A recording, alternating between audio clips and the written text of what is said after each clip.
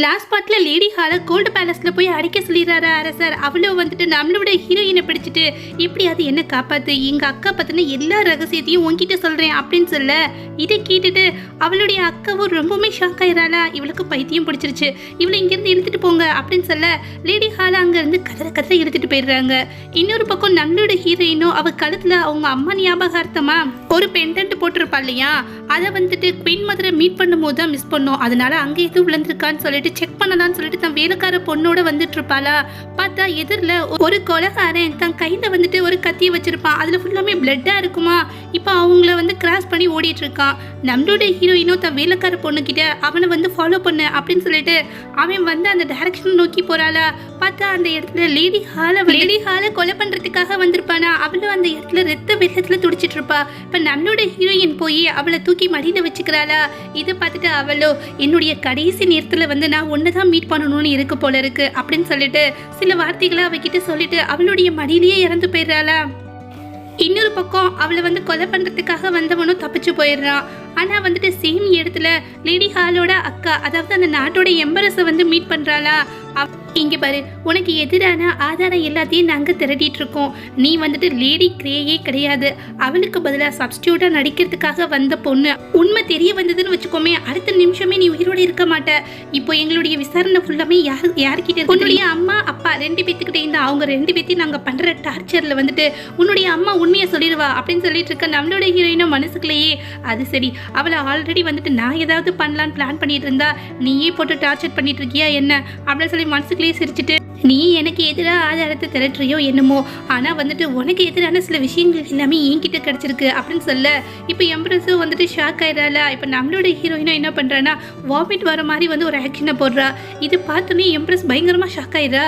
என்னது நீ பிரெக்னெண்டா இருக்கியா, உன்னை சும்மா விட மாட்டேன், உன்னை அழிக்கிறதுக்கு என்னென்ன வந்து வழி இருக்கோ அது எல்லாத்தையும் நான் உடனே பண்ணணும் அப்படின்னு சொல்லிட்டு அந்த இடத்த விட்டு கிளம்புறானா. இப்போ வீலுக்கார பொண்ணும் நீங்க பிரெக்னெண்டா இருக்கீங்களா என்ன, இந்த விஷயத்த உடனே அரசர்கிட்ட சொல்லணும், அவர் ரொம்ப சந்தோஷப்படுவாரு அப்படின்னு சொல்லிட்டு வீக்கமா ஓடுறாளா. இப்ப நம்மளோட ஹீரோயினும் அவளை தடுத்து நிறுத்திட்டு நான் ஒன்றும் ப்ரெக்னெண்டாகவே கிடையாது, அவள் முன்னாடி சும்மா அந்த மாதிரி ஒரு ஆக்ஷனை போட்டேன்னா இதை வச்சுட்டு என்ன தெரியுமா பண்ணுவா, எனக்கு எதிராக வந்துட்டு சில விஷயங்கள் எல்லாமே பண்ணுவா, அது மூலமாக வந்துட்டு அவளை நான் ஈஸியாக வந்து மாட்டி விட்டுறலாம் அப்படின்னு சொல்லிட்டு இருக்க. இப்போ உண்மையான லேடி கிரேயோட அம்மாவோ தான் பொண்ணு பார்க்கறதுக்காக வரலா. இங்கே பாரு, இங்கே வந்து என்ன நடந்துட்டு இருக்குன்னு தெரில.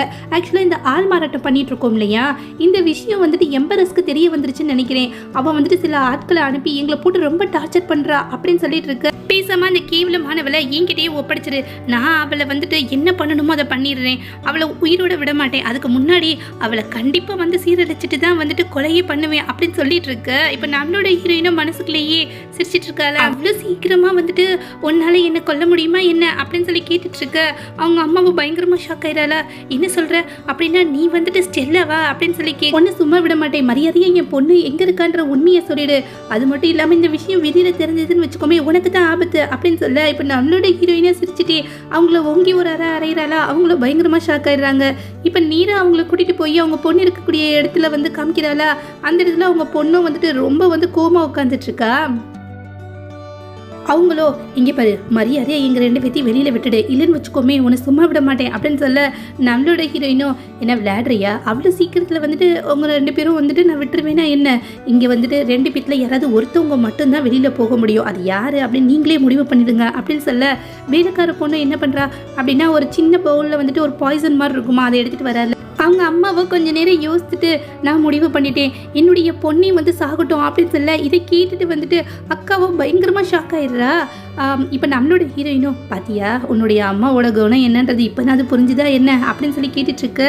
இப்போ அக்கா என்ன பண்ணுறேன்னா தான் அம்மாவை பார்த்துட்டு உனக்கு எவ்வளோ தைரியம் இருந்தால் நானே சாகட்டும்னு சொல்லுவேன் அப்படின்னு சொல்ல. இப்போ அம்மாவோ எல்லாம் உன்னால தாண்டி நடந்தது, நீ மட்டும் வந்து ஒரு குழந்தைய பெற்று கொடுத்துருந்தேன்னு வச்சுக்கோமே இந்த மாதிரிலாம் பிரச்சனை வந்திருக்குமா அப்படின்னு சொல்லிட்டு அவங்க அம்மா டென்ஷன் ஆக. இப்போ அக்காவோ இது எல்லாத்துக்குமே காரணம் நீ தாண்டி, நீ தான் வந்து எனக்கு பதிலாக சப்ஸ்டியூட்டாக இவளை கூட்டிகிட்டு போன்னு சொல்லி அனுப்பிச்சு வச்ச, இவள் வந்தோடனே தான் வந்து இந்த மாதிரிலாம் நடந்து போச்சு அப்படின்னு சொல்லிட்டு ரெண்டு பேரும் மாற்றி மாற்றி சண்டை போட்டுட்டு இருக்காங்களா. இப்போ நம்மளோட ஹீரோயினோ போது நிறுத்துங்க, இங்கே இருந்து யாராவது ஒருத்தவங்க தான் வெளியில் உயிரோட போக முடியும், அது யாரை நீங்களே முடிவு பண்ணுங்க அப்படின்னு சொல்லிட்டு இப்போ ரெண்டு ஸ்வாட் இருக்குமா அதை எடுத்துகிட்டு வந்து அந்த இடத்துல போட்டுட்டு போயிடுறா.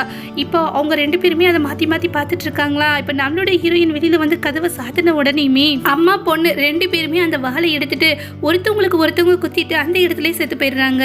இப்போ வேலைக்கார பொண்ணும் என்ன இவங்க 2 பேரும் இந்த மாதிரி பண்ணிட்டு இருக்காங்களே அப்படின்னு சொல்லி கேட்டுட்டு இருக்க நம்மளோட ஹீரோயினோ ஆக்சுவலாக இவங்க 2 பேரோட குணமுமே இதுதான், இவங்களுக்கு இந்த தண்டனை சரியானது அப்படின்னு சொல்லிட்டு அழுது இப்போ தன்னுடைய அம்மாவை நினச்சிட்டு அம்மா உங்களுக்கு பதிலாக நான் இவங்கள பழி வாங்கிட்டேன் அப்படின்னு சொல்லிட்டு இருக்க. இப்போ வந்துட்டு மறுநாள் வேலைக்கார பொண்ணு வேகமாக ஓடி வராளா, நம்மளை பார்த்துட்டு உண்மை தெரிஞ்சு போச்சு. அரசர் முன்னாடி நம்மளை வந்து ஆஜராக சொல்லியிருக்காங்க. ஆக்சுவலாக உங்கள் அப்பா கிட்ட இருந்து தான் நீங்கள் வந்து ஒரே மாதிரியான 2 பொண்ணுங்க அப்படின்ற உண்மை தெரிய வந்திருக்கு அப்படின்னு சொல்ல, இப்போ அந்த இடத்துக்கு வரக்கூடிய எம்ப்ரஸோ வந்துட்டு நம்மளோட ஹீரோயினை அரெஸ்ட் பண்ணி அரசர் முன்னாடி வந்து மண்டியிட வச்சிடலாம். அங்கே இருக்கக்கூடிய எல்லாருமே நம்ம ஹீரோயினை பார்த்துட்டு இங்கே பார்த்தியா இவங்க 2 பேருமே ஒரே மாதிரி இருந்திருக்காங்க அப்படின்னு சொல்ல, எம்பரஸோ இவருக்கு எவ்வளோ தைரியம் இருந்தா இந்த பேலஸ்குள்ளே நுழைஞ்சு இங்கே இருக்கக்கூடிய எல்லாத்தையும் ஏமாத்திருப்பா, எவ்வளோ பெரிய வந்து அரச குற்றம் பண்ணியிருக்கா தெரியுமா அப்படின்னு சொல்லிட்டு இருக்க. இப்போ நம்மளோட ஹீரோயினோ என்னை விடு, உன்னை பற்றி யோசிச்சியா, உன்னுடைய சொந்த தங்கச்சியவே கொலை பண்ணவ தானே அப்படின்னு சொல்ல, இப்போ லேடி எம்பரஸ்க்கு கோவம் வந்துருதா, எவ்வளோ தைரியம் இருந்தால் எனக்கே வந்து எதிராக வந்துட்டு போய் சொல்லுவேன் அப்படின்னு சொல்லிட்டு இவளை போட்டு அடிங்க அப்படின்னு சொல்ல, அங்கே இருக்கக்கூடிய காட்ஸோ நம்ம ஹீரோயினை போட்டு அடிச்சிட்டு இருக்காங்களா.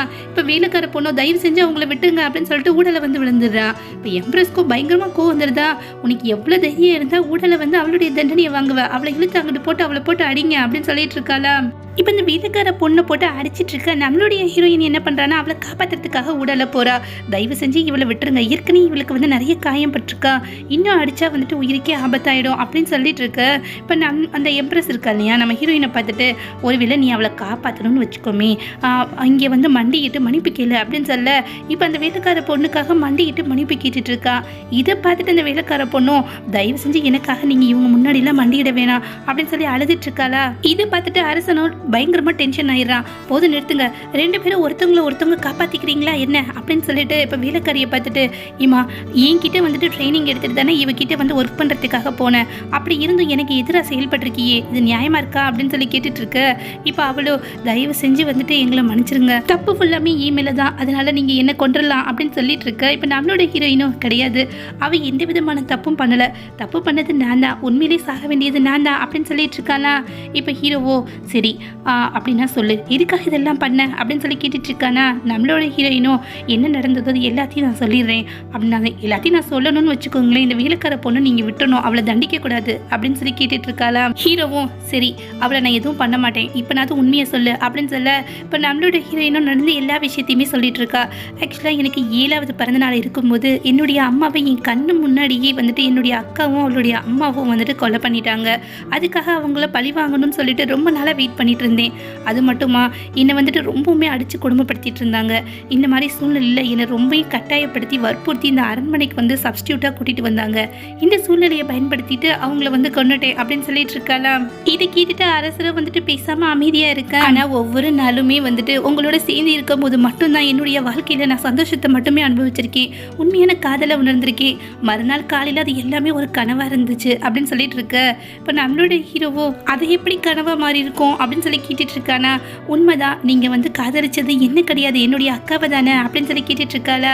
இப்போ வந்துட்டு அரசனும் கிடையாது, நான் உண்மையிலேயே வந்து காதலிச்சது உன்னுடைய அக்காவை கிடையாது, ஒன்று மட்டும்தான், ஒரு வித்தியாசத்தை உங்கள் 2 பேத்துக்குள்ளேயுமே நான் உணர்ந்தேன் அப்படின்னு சொல்லிட்டு இருக்கு. இப்போ எம்பரஸும் வந்துட்டு இதுக்காக இவகிட்ட இன்னமும் பேசிட்டு இருக்கணும், அவள் தான் செஞ்ச தப்பை ஒத்துக்கிட்டா இல்லையா, அவளை வந்துட்டு கொல்றதுக்காக அமுச்சு விட்ருங்க இங்கேருந்து அப்படின்னு சொல்ல. இப்போ அந்த நாட்டோட குயின் மதரோ எனக்கு ரொம்ப வயசாயிடுச்சு, நான் இங்கேருந்து கிளம்புறேன், நீங்களே பார்த்துக்கோங்க அப்படின்னு சொல்லிட்டு கிளம்புறாங்களா.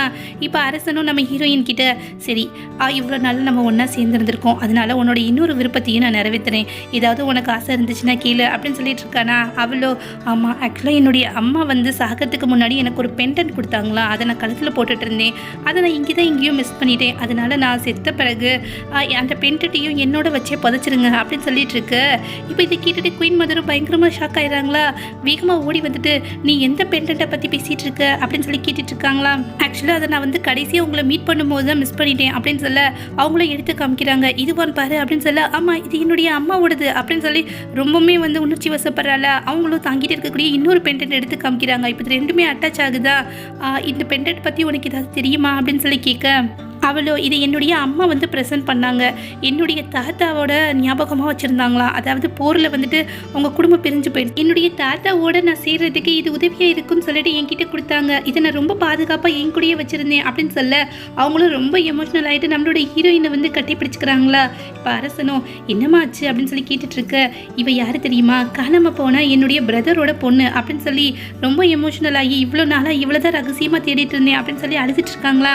இதை பார்த்துட்டு எம்பரஸும் பயங்கரமாக ஷாக் ஆயிடுறாளா. இப்போ நம்ம அரசன் முன்னாடி மண்டிட்டு இங்கே பாருங்க, இப்போ வந்து யாரா வேணா இருக்கட்டும், அதுக்காக வந்துட்டு நீங்கள் ரூல்ஸை வந்து மாற்றக்கூடாது, இவளுக்கு வந்து தண்டனை கொடுங்க அப்படின்னு சொல்ல இப்போ அவனுக்கும் பயங்கரமாக கோவம் வந்துடுதா.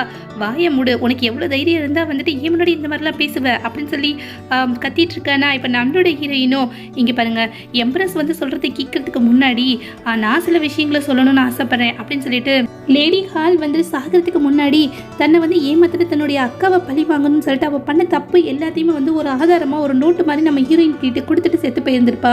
இப்போ அதை எடுத்து அரசன் கிட்ட காமிக்க அதை பார்த்துட்டு நம்மளுடைய ஹீரோவை பயங்கரமாக ஷாக் ஆயிரா.